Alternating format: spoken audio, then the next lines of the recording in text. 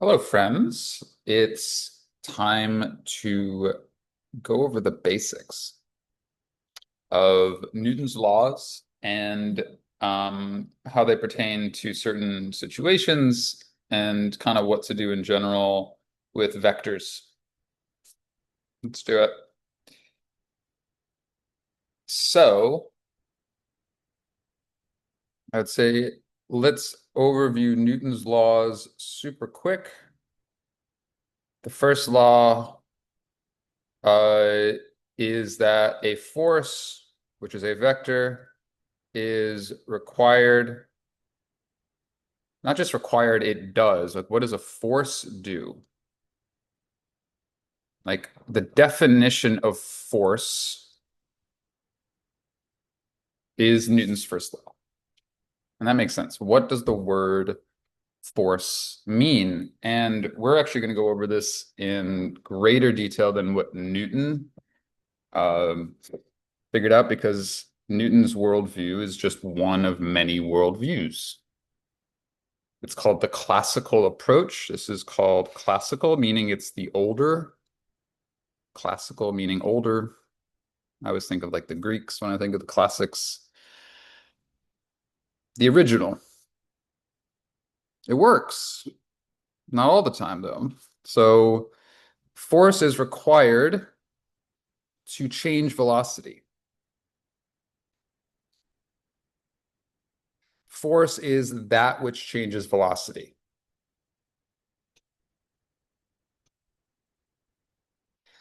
And if you recall, hopefully, velocity is speed or direction. And this is the whole point of what we're going to do, of how this applies to the real world, is you might not have heard Newton's first law said this way. I would say, like,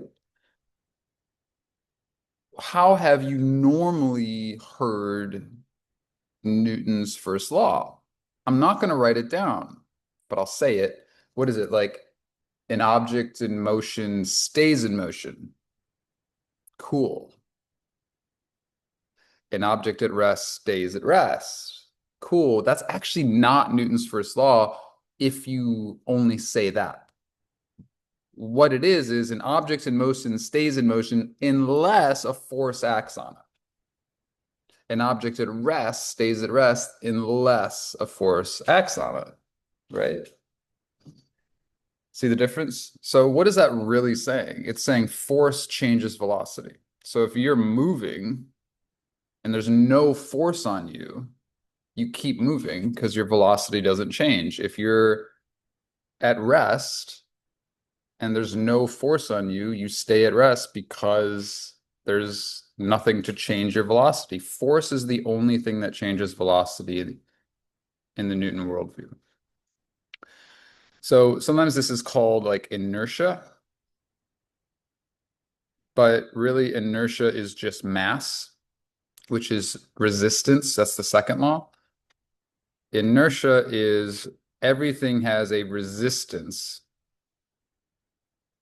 to change, resistance to accelerate, resistance to change velocity. This is otherwise known as mass or inertial mass. Boom. If you've never seen this presented this way before, awesome. If you have, great. This is it. This is, I would think, the much more accurate, precise way of looking at Newton's first law. All right, great. Mathematically, uh, the force is mass times acceleration. That's actually misleading. The acceleration is the result. So it should look like this. Force is the cause, and mass is the factor, the multiplier, the I don't know, I'll call it multiplier. It's really a I know it's in the divisor or in the denominator. Um, but I think you know what I mean, is that the force multiplied by 1 over mass gives you the result, the observed outcome, right? So the observed outcome is the acceleration. You see something speeding up, you see something slowing down, you can measure its rate change, you can see something turning, right? That's the observed outcome in the physical world, right? But what causes that? Well, force does. Well, what also affects that? Well, you multiply by 1 over mass. It's inversely proportional to mass. So acceleration is inversely proportional to mass. Observed outcome. This, I hope, should make tons of sense. Really, Newton's second law should look like this. It's just easier to memorize and say, or in a textbook, you see F equals ma, F equals ma. Well, no, A equals F over m is the better way. This is the dependent variable. These are the independent variables. Boom. Now, Newton's third law, you might know, I'm just going to go over briefly because I'm not going to focus on that today, is that every force is an interaction. You need two objects. There's a cause and then there's a feeler, but they each exert the same force on each other. So say object 1 pushes on object 2 and say, haha, I push you. What you might not realize is when you push on the wall, or hopefully you realize this by now, when you push on the wall, you go the other way, right? When you push somebody, that act of pushing pushes back on you automatically. It's one and the same. Every push is also a push. Every pull is also a pull. You pull on a rope, it pulls on you. It's not two separate things. Every force automatically comes with two directions, two parts. So object 2 automatically pushes back on object 1, and they are equal and opposite. So I always say just switch the nouns in the sentence. I push on wall, wall pushes on me. I pull on rope, rope pulls on me. So opposite direction, but equal magnitude. So you need two objects. And this actually comes from conservation of momentum. To keep momentum conserved, Newton's third law is a result of that. We're not going to go over that today. Hopefully we can go over that sometime in class. I'm going to focus more on Newton's first law and how to apply it in vectors. All right, we good? Oh, let's keep moving. So, types of acceleration. Ways to change your velocity. If Newton's first law says force changes velocity, well, what are the ways to do that? So there's 3 types of acceleration. You can speed up, you can slow down, and you can turn. Obviously, you can speed up and turn, slow down and turn at the same time, but you can break it down into these 3 types. So how do you speed up? Well, if you're going this way, velocity vector this way, and the force vector is this way, that means the acceleration vector is in the same direction.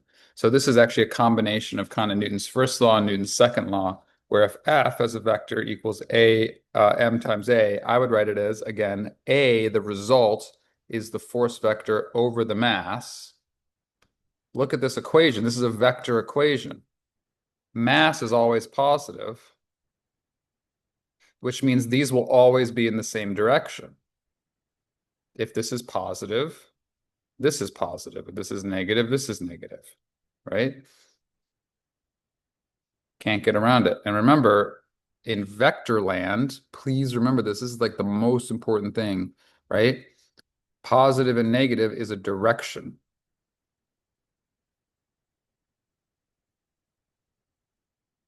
Right? Positive or negative is not inherent to a vector. It corresponds to a coordinate system that you choose. So you're going to make a choice. Is positive going to be up, or is positive going to be down? It's up to you. Is positive going to be to the right, or is positive going to be to the left? I don't know. Maybe positive's to the right. So this is positive and this is positive. And then maybe if you have a negative vector, force is also negative. Both of these would be speeding up. This would be speeding up to the right. This would be speeding up to the left.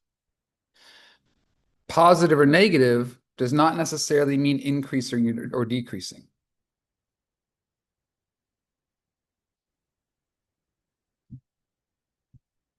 That's not what it means. It's neither. Like that doesn't contain that information. If I say velocity is positive 5 meters per second, the positive means to the right or to the left, whatever I chose to be that positive direction. It doesn't mean if it's speeding up or slowing down. It doesn't mean if it's gaining or losing. In other words, I can speed up negatively. My acceleration's negative. That doesn't mean I'm slowing down necessarily. Now, how do I know if I'm slowing down? Well, if I have a positive velocity and I have a negative acceleration, notice I'm using acceleration and force interchangeably because conceptually, they're the same thing. Force is acceleration. Force causes change in velocity, which is acceleration. As a vector, they're the exact same thing. If force is positive, acceleration is positive, and we would have speed up here. If force is negative and velocity is positive, that means acceleration is negative, and we have a slowdown. Now, obviously, the quantity of acceleration, we need to use the equation to plug that in if we need to know the number. But conceptually, they're the same thing, right? So it makes it easy. So keep it easy. It's great. What's the other option? Let's say velocity is up and force is down. That's going to be a slowdown. Or if I'm falling and air resistance pushes back up, that's also a slowdown. If they're against each other, you're going to slow down. Turning is fun, is where the force is perpendicular. And if it's perfectly perpendicular, you get a circle. If it's not perfectly perpendicular, you get a spiral or some parabola or something like that. But if it's perpendicular, you get a turn. And this is going to turn like this. That's it. So those are the types of acceleration, and that's how it applies to Newton's laws. These are the ways that the first law is applied. Obviously, there's a fourth type of acceleration, I just realized. Call this 1, 2, 3. The fourth type of, I'll say is none, zero acceleration, constant motion. An object in motion stays in motion if the net force is zero. So if the net force is zero, sorry, that says net. I'll write that more clearly. If the net, I'm going to squeeze it in, I'm going to make it tiny. Net force is zero, then velocity stays in that direction forever until a force acts on it. So I guess that's important. None. So constant velocity. Cool. Let's do a force diagram setup. Ready? So force diagrams. I don't call them free body diagrams because I never understood. They're not free. They're under forces. So why would you call it a free body diagram? It's a force diagram. You're drawing forces. So you only draw the forces on an object. This is so important.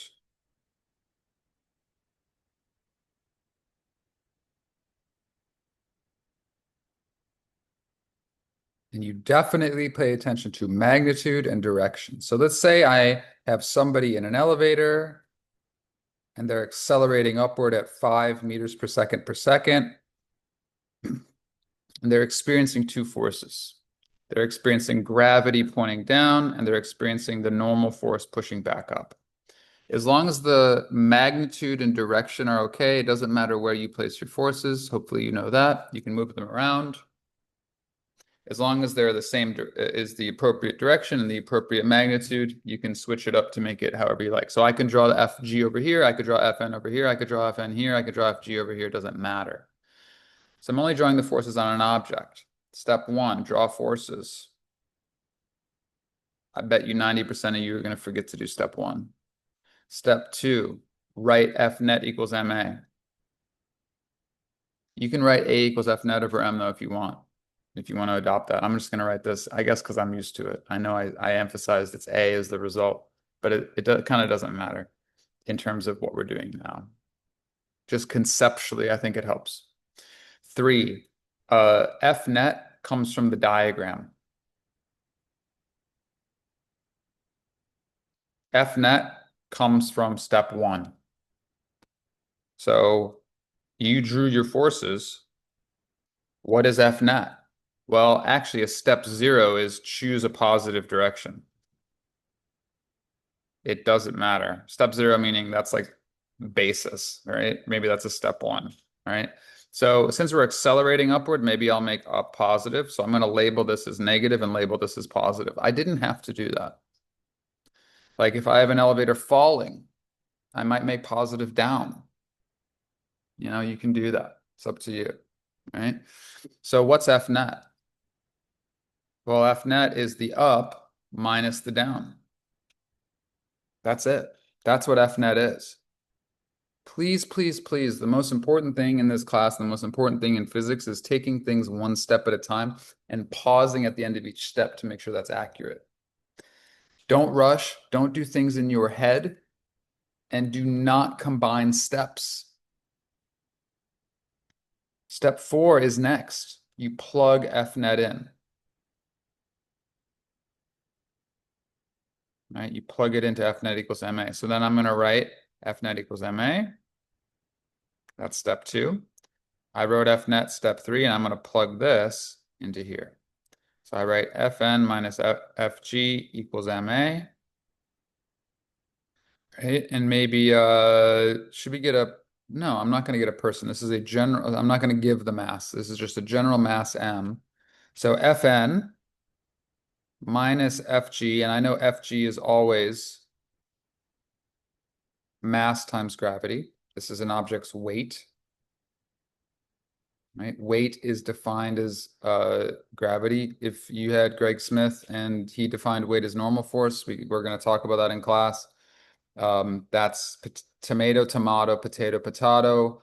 Very few physicists do that. I'm going to go with the crowd and say weight because this is historically how it was done, and I think it actually makes more sense. Again, I'll explain why I think that makes more sense. He thinks it makes more sense to say this is weight. That's crazy confusing. It's like, what is the definition of this word? The definition is gravity. Weight means gravity. So weightlessness is actually a misnomer. If you're in space, there's tons of gravity. You're never actually weightless in space. That's why he thinks it's a good idea to call weight normal force. Weightlessness should be called normal forceness. It's normal forcelessness. You can understand Greg's logic totally, and I do. I agree with him in many ways. It's just there's so many other reasons why this. I would just not call it weightlessness. I would just change the word. Anyway, sorry. I digress. I define weight as gravity, along with most other physicists, right? So I don't want to get you guys confused. Fn minus mg equals ma. A is 5, and we're going to use g as 9.8 meters per second, which is more accurate. It's actually 9.81. It's actually 9.79 something something. It's 9.81. It's 9.83 on the North Pole. It's 9.71 on the top of Mount Everest because it changes how far away you are from the Earth. It gets weaker. So on average, it's around 9.8. Isn't that kind of crazy? Big difference, right? So mass times 5 equals Fn minus mg, right? So Fn is going to be mass times g plus 5, which would be 19.8 plus 5. So the whole point is you feel heavier. I define normal force as apparent weight because it's what you appear to feel. It's a false sense of gravity. Like when you say artificial gravity, you're changing the normal force. So you're not changing your actual weight, you're changing your apparent weight. APPAR, I did not spell that correctly. ARENT, I think that's right. So your normal force is what I call your apparent weight, and I think that makes a lot of sense. Right? It's an illusion, right? What the normal force feels like, if you're accelerating upward in an elevator, you feel heavier. Right? This would be what, 14.8 G, which is about 50% heavier. Now, careful, that's not, sorry, not 14.8 G, 14.8 M. Sorry. So 14.8 M is different than 9.8 M. Right? So your normal force is larger. Cool. That's it. That's how we draw force diagrams. That's how we interpret the information. Good overview. I hope that made some sense. I hope this wasn't too cluttered. Here's the steps. I think that's really important. That's the most important thing, right? Little things like this of what this means, that we use this. Here's the steps. We'll be doing lots of practice all throughout the year. Also, we're just going to deviate from Newton. So at some point, we're just going to drop this entirely. This is just one way to look at the world. Absolutely.